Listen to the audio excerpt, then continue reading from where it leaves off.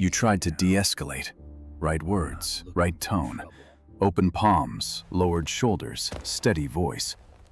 You did what the books say, what the courses teach, what every expert on the internet swears will work. He hit you anyway. Not because you did it wrong, you did it perfectly. He hit you because de-escalation has a failure rate, and nobody talks about the failure rate. They talk about the technique. They talk about tone. They talk about body language and mirroring and verbal judo. They never talk about what happens when you execute everything correctly and the fist still comes. That is the 30%. Here is what to do when you are inside it. There is a comfortable belief in the conflict resolution world. It sounds like this. If you stay calm, the other person will calm down. If you lower your voice, they will lower theirs. If you show you are not a threat, they will stop being one. That is a beautiful theory. In about 70% of confrontations, it is also true. The problem is not the 70%. The problem is that the 70% makes you believe it is 100. Here is what actually happens. De-escalation is not magic. It is a tool, and like every tool, it has operating conditions. A wrench works on bolts, not on screws, not on nails, not on a man who decided what he was going to do before you opened your mouth. The mystery is not why de-escalation sometimes fails. The mystery is why we treat it as if it cannot. I want to walk you through a timeline, not a theory, a sequence of events. The kind that unfolds in parking lots, hallways, front porches, and anywhere two people face each other with something between them that words alone cannot move. This timeline has 3 phases. The first is the phase where words work. The second is the moment when they stop.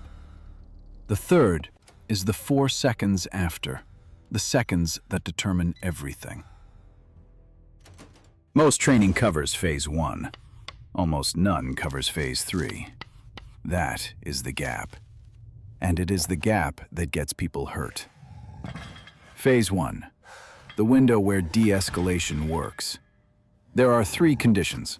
All 3 must be present. If even one is missing, you are not in a negotiation. You are in something else. Condition 1. The person in front of you wants something specific. This is the most important condition and the easiest to read. A man who wants your bag is having a transaction. He has a goal. He wants the bag. He does not want to hurt you. Hurting you is overhead, risk, noise. If you give him a path to the bag that does not require violence, he will often take it. How do you know he wants something specific? Watch his eyes. Not your eyes, his. If he is looking at the object, the bag, the food, the car, he is in transaction mode. His attention is on the thing, not on you.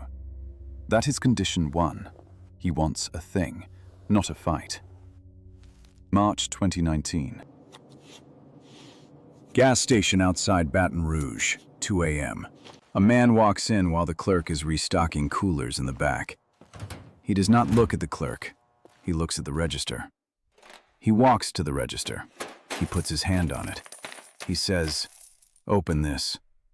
His eyes never leave the drawer. That man wants a thing. He does not want a confrontation. The clerk opened the register. The man took the cash. He left. 53 seconds. No injury. The clerk read condition 1 correctly and lived to file the report. The transaction was about the register, not about the clerk. That distinction kept a person alive. Condition 2. He is not in a state of physiological overwhelm. There is a clinical term for what happens when adrenaline and cortisol flood a human nervous system past a threshold. The field term is simpler: affect. A person in affect is not processing language the way you think they are. Their prefrontal cortex, the part that evaluates words, weighs options, considers consequences, is suppressed. The amygdala is running the show. You are talking to a brain that is not listening, not because it does not want to, because it physically cannot. How do you know someone is in affect?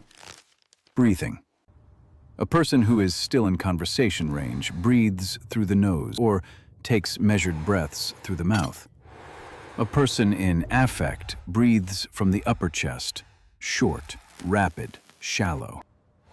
The shoulders rise with each inhale. This is not subtle. It is visible from 10 feet away. If the breathing has changed, the window is closing. Condition 3. There is a way for the person to back down without losing face. This is the condition that most training mentions, and almost nobody understands. De-escalation is not about making the other person feel safe. It is about making the other person feel that retreating does not make them look weak. In front of an audience, a partner, a group, strangers watching, backing down is surrender. The cost of surrender for many people is higher than the cost of a fight. If there is no face-saving exit, de-escalation is not removing the threat. It is adding pressure. Every calm word you say in front of witnesses is a reminder that he is not in control. And a person who feels they are losing control of the situation does not de-escalate. They accelerate. So, there it is. 3 conditions. He wants a thing, not a fight. His brain is online. There is a door he can walk through without shame. When all 3 are present, de-escalation works. It works well. The right tone, the right distance, the right words. I understand. Tell me what you need. We can figure this out. They land. The person steps back, the tension drops, and you walk away thinking, de-escalation works. You are right. It worked because the conditions were right, not because the words were magic. Now, remove 1. Remove condition 2. The brain goes offline. You are standing in front of someone who is breathing from the collarbone, whose pupils have dilated until the irises are almost gone, whose jaw is clenched so hard you can see the muscles in front of the ears. You say, I understand. He does not hear, I understand. He hears sound. And he is not processing sound for meaning. He is processing it for threat. That is the part nobody talks about. The transition. The moment between, this might still work, and this is no longer a conversation. It does not announce itself. There is no siren. There is no warning shot. There is a set of physiological signals that, if you can read them, give you between 1 and 4 seconds of lead time. 1 to 4 seconds. That is the entire window between Plan A and Plan B. If you miss the signals, Plan B arrives as a surprise, and surprises in confrontation are injuries. 3 signals.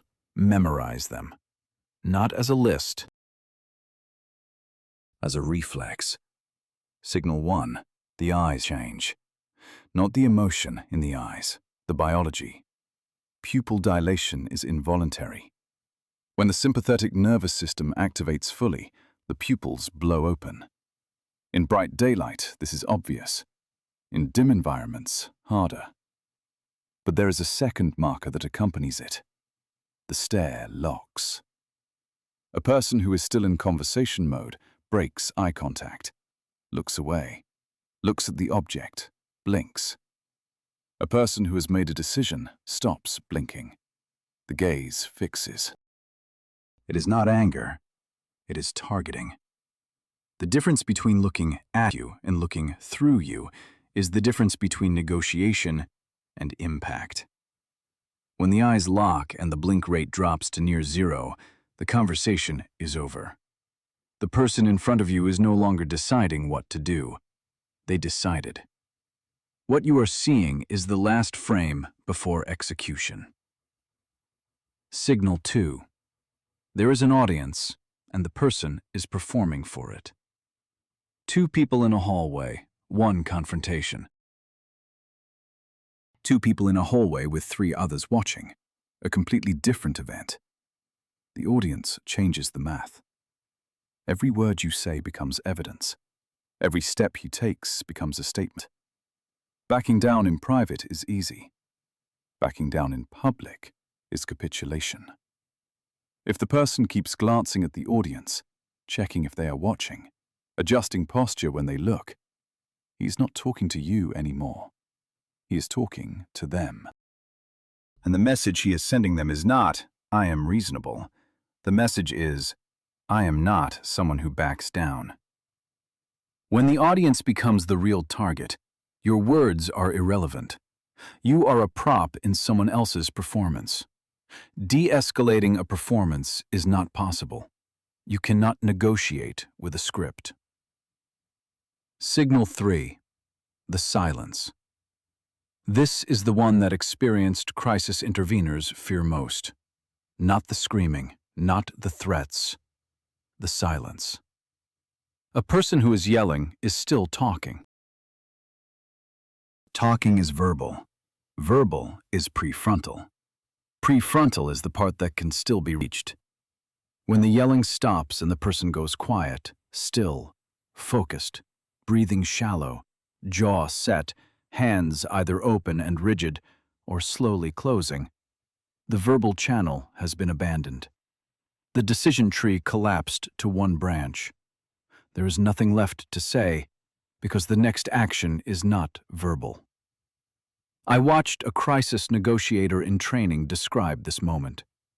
He said, "The talkers are not the problem. The talkers are still in the room with you. The quiet ones have already left. Their body is here. Their decision is somewhere else. When the silence comes, you are not negotiating. You are standing in front of someone who is counting. Those are the 3. Eyes lock, blink stops. Audience becomes the target. Silence replaces words. Any one of them means the window is closed.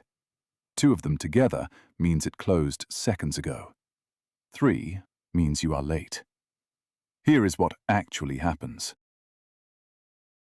The confrontation timeline moves from phase 1, where words work, through a transition window where the signals appear, to phase 3. And phase 3 is the moment most people have never trained for. The moment after de-escalation fails. The 4 seconds, not minutes, not what to do over the next hour, 4 seconds. Because that is how fast a situation moves from verbal to physical. 1 1,000, 2 1,000, 3 1,000, 4 1,000. In that window, 3 things need to happen, in this order. First, distance. Not a step, not a lean. Distance measured in body lengths. The goal is to create space that the other person has to cross. Every foot of distance is a fraction of a second of time. Time is options. At arm's length, you have 0 options. At 10 feet, you have several. You do not back away slowly. You move fast, deliberate, with your weight low. If possible, at an angle, not straight back. Straight back is a retreating target. Angled movement is harder to follow and opens routes to the sides. Second, a barrier. Anything physical between you and the other person. A table, a car, a door, a shopping cart, a fence. The barrier does not need to stop them. It needs to slow them. 1 second of delay behind a folding table is 1 second you spend getting to an exit instead of absorbing an impact. Think of barriers not as walls, but as speed bumps.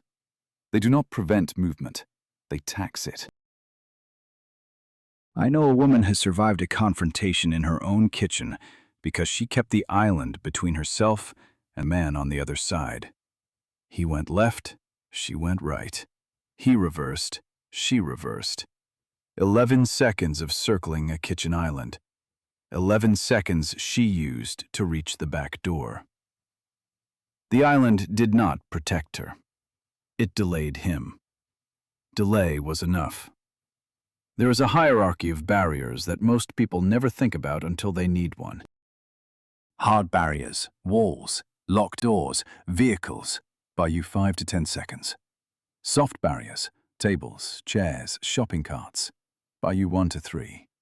Even a backpack thrown between you and the threat is a barrier. It is not much, it is not nothing. In a 4-second window, not nothing is the entire margin. Third, exits. Before the confrontation reaches this point, you should already know where every exit is. This is not paranoia, it is architecture. You walked into a room. The room has doors. Those doors go somewhere. Knowing where they go is the difference between running towards safety and running into a corner. If you are in a hallway, exits are at the ends. If you are in a room, exits are the doors and the windows. If you are outside, exits are everywhere. And that is why outdoor confrontations are more survivable than indoor ones. Space is options. Walls are removal of options. There is a habit that changes this calculation before the confrontation starts. Every room you enter, notice the exits. Not as an exercise, as a default setting. The gas station has 2 doors, front and employee rear. The community meeting has 3, main entrance, side fire exit, kitchen pass-through. Your neighbor's porch has a yard on both sides and a street behind you. Map this before you need it. Because when the 4 seconds start, you will not have the cognitive bandwidth to scan for exits. You will go where your feet already know to go. And if your feet do not know, you will freeze. Freezing in the 4-second window is how survivable situations become catastrophic ones. And here is where the decision happens. The one decision that most people get catastrophically wrong. When de-escalation fails and the confrontation turns physical, every human brain asks one question at the speed of reflex. Do I fight or do I run? That is the wrong question. The right question is, what does this person want?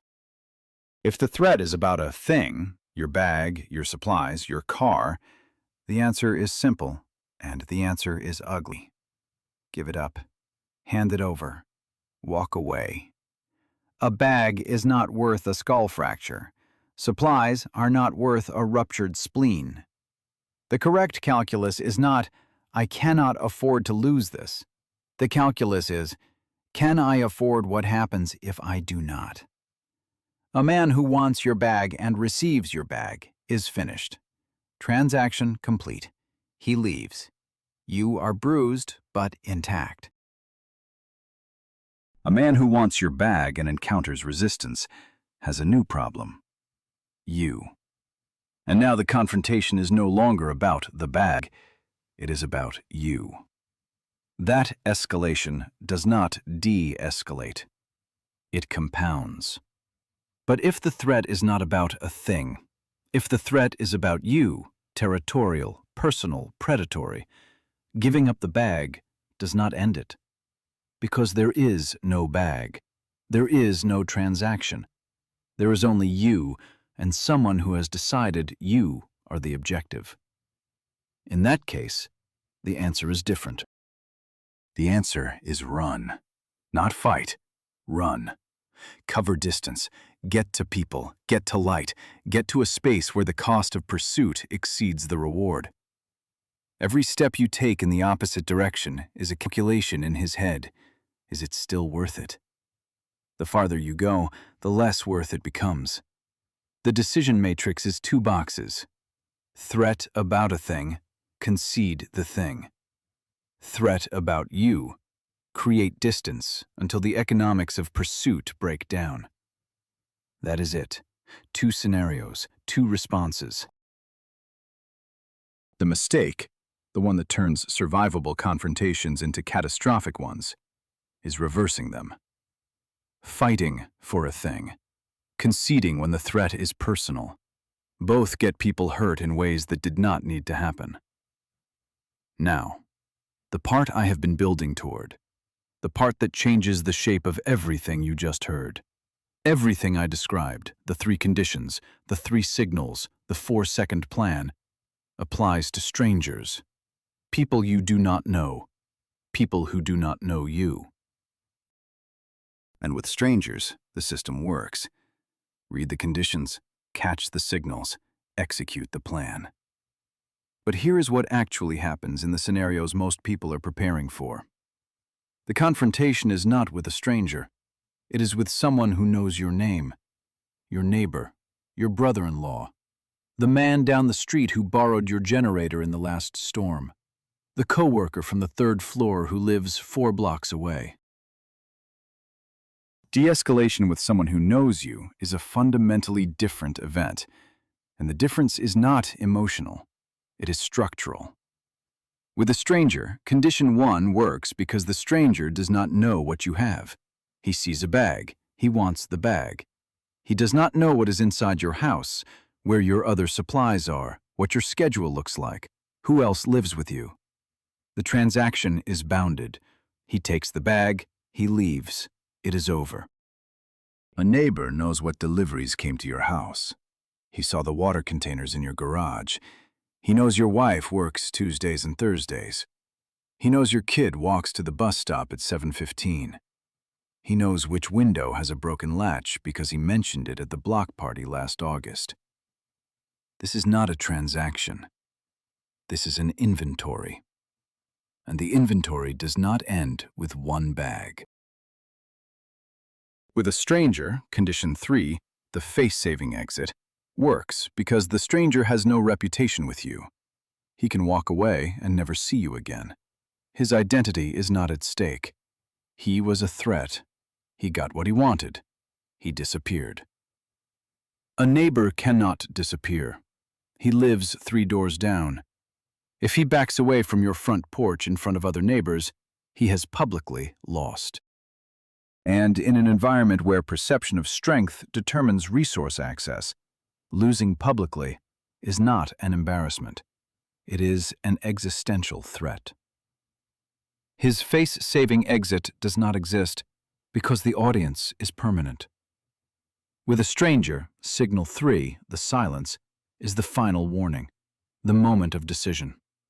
You have 1 to 4 seconds. With someone who knows you, the silence happened 3 days ago. He went quiet at the last neighborhood meeting, stopped waving when you drove past. His wife stopped talking to your wife. The decision was made Tuesday. The confrontation is Thursday. By the time he is standing in front of you, the signals are not signals. They are formalities. He already decided. He is just arriving. And here is the cruelest part. You cannot de-escalate someone who already de-escalated themselves. The neighbor who decided 3 days ago has already processed the moral cost. He has already justified it. He has already rehearsed the confrontation in his head, your objections, your arguments, your calm tone, and decided none of them matter. By the time his boots hit your porch, he has already won the argument. In his mind, the conversation is over. What you are experiencing as a confrontation, he is experiencing as a formality. The paperwork before the action. This is why the techniques that work on strangers, tell me what you need, we can figure this out, I'm not a threat, sound different to someone who knows you. To a stranger, those words are information. To a neighbor, those words are lies. He knows what you have. He knows you will not share it willingly. He knows we can figure this out means I am stalling. And he is right, because that is exactly what you are doing. And he knows it, because he knows you. That is the part that breaks the model. De-escalation assumes the confrontation is the beginning of the decision. With strangers, it often is. With people who know you, the confrontation is the end of a decision that started days, sometimes weeks, before you saw the change in their eyes. And that is why the 30% is not evenly distributed. It is not 30% of all people in all situations. It is closer to 90% of the situations that actually matter. The long-term, close proximity, resource-constrained confrontations, where the other person already has your blueprint. The situations where de-escalation was never going to work, not because the technique failed, because it was applied to a problem it was never designed to solve. Words work most of the time. When they do not, now you have the signals and the plan. But there is something worse than a stranger who does not listen. It is the person you chose who stops listening. The one who already knows your schedule, your habits, your blind spots. The one who went quiet last week. Tomorrow we talk about that person. The 4 signs that show up 24 to 48 hours before someone inside your group turns. You don't want to hear this. That's exactly why you need to.